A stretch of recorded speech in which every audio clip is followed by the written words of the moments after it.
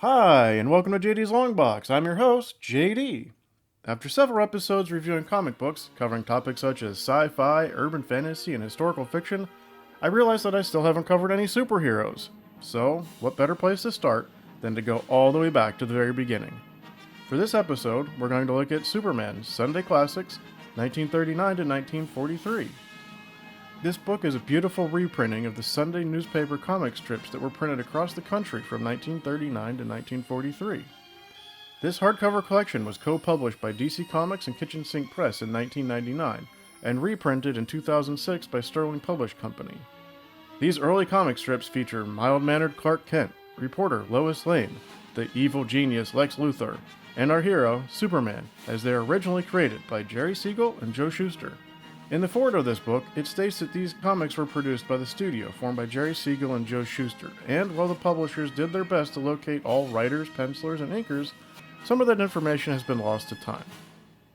While the main writer was Jerry Siegel, and the main artist was Joe Shuster, the editors also give credit to Paul Cassidy, Wayne Boring, John Sakella, Jack Schiff, Whitney Ellsworth, Harry Donenfeld, and Vincent Sullivan for their contribution to the Superman comic strips.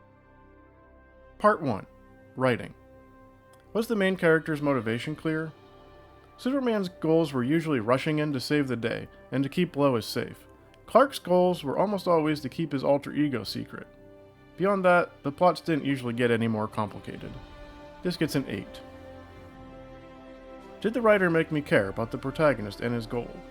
There were lots of interesting adventures. Superman and Lois were both often working to aid other characters, which set their focus beyond their own personal goals.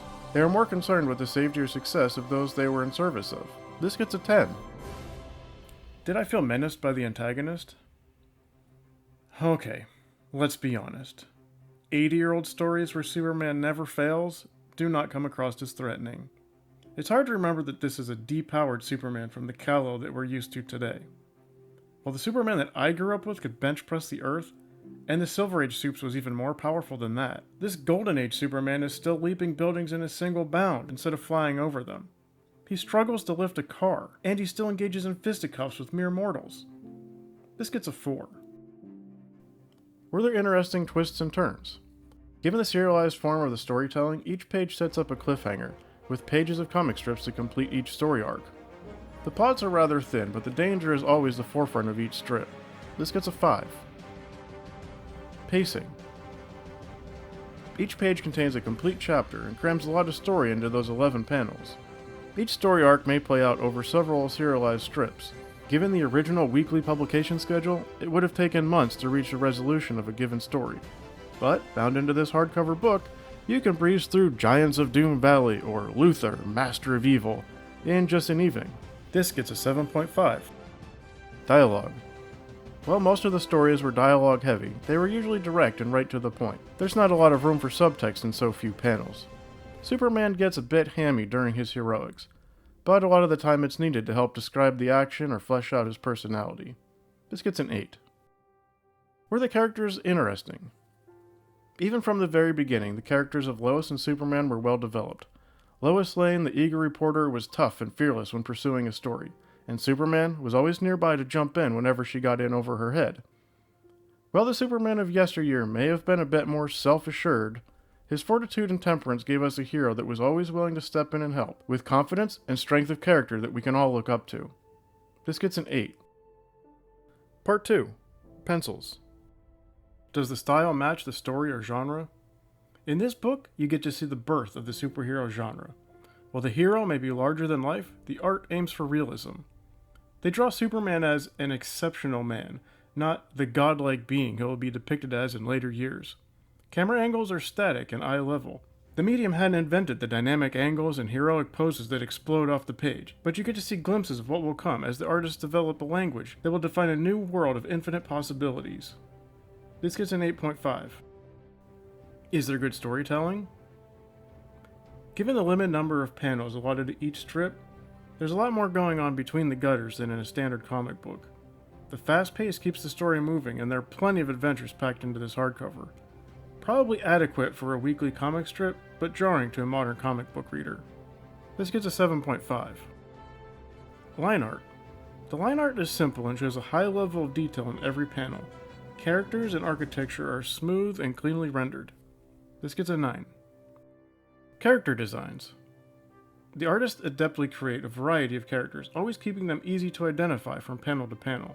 However, with the exception of some giants and some clunky robots, there aren't any monsters or creatures for Superman to face. There's nothing fantastical or otherworldly. This gets a 7.5. Costumes. Superman's iconic design stands as a bright contrast to the drab, double-breasted suit of his alter ego, Clark Kent.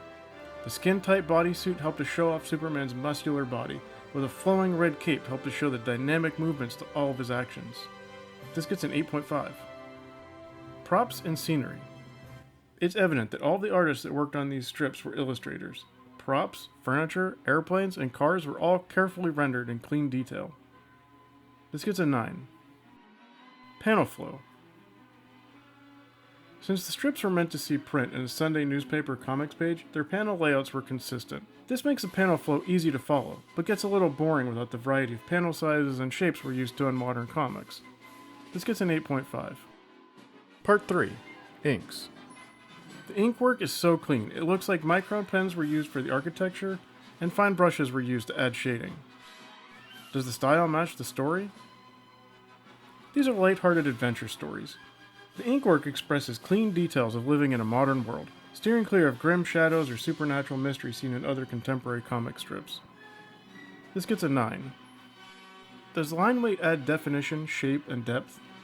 Again, these early comic strip artists were professional illustrators, and their detail-rich panels are inked with just enough shadow and line work to define the shapes and characters without ever becoming self-indulgent. This gets a 9. Could the images stand alone in black and white, or does it need color to make the images clear? Believe it or not, even way back in 1939, these comic strips were intended to see print in full color. Though the line work was filled in with detail, they lacked some of the shading you would get from black and white art. This gets a 7. Part 4. Colors. Does it set the right mood? The colors are flat but realistic. Occasionally they will color the background red for danger or yellow to show calm, or blue to give the feeling of night. But most of the time the colors are neutral. This gets a 6. Is there clean definition and separation? The simplistic approach to coloring makes for very easy to read panels. Everything is clearly separated, and Superman's blue and red costume always stands out from the background. This gets a 9. Does the color enhance the overall experience? Superman is the symbol of hope, and his stories are always more captivating when they are told in bright color. I can imagine at the time that these comics were originally published, seeing your favorite hero bursting from the pages in vibrant color would be a major thrill worth looking forward to each week. This gets a 9.5. Overall score.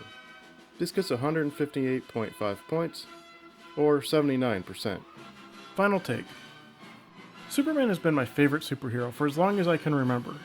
Seeing Christopher Reeve in Superman the movie, watching the cartoons, and reading the comics, now I've finally gotten to see the very beginning of this character with stories from the original creators. Jerry Siegel and Joe Shuster gave us our own mythic hero, and it's important for us to remember where that character came from and how he continues to give us an ideal to live up to. This beautiful coffee table book restores the very earliest adventures of Superman by faithfully preserving the original inks and colors and printing them on satiny white paper. Whether you're interested in comics history or the evolution of the Man of Steel, you'll love to pore over these classic comic strips. I'd love if you'd share your favorite comic book characters in the comment section below. If you like this video, be sure to subscribe and hit that thumbs up button. I'm JD, and until next time, this box is closed.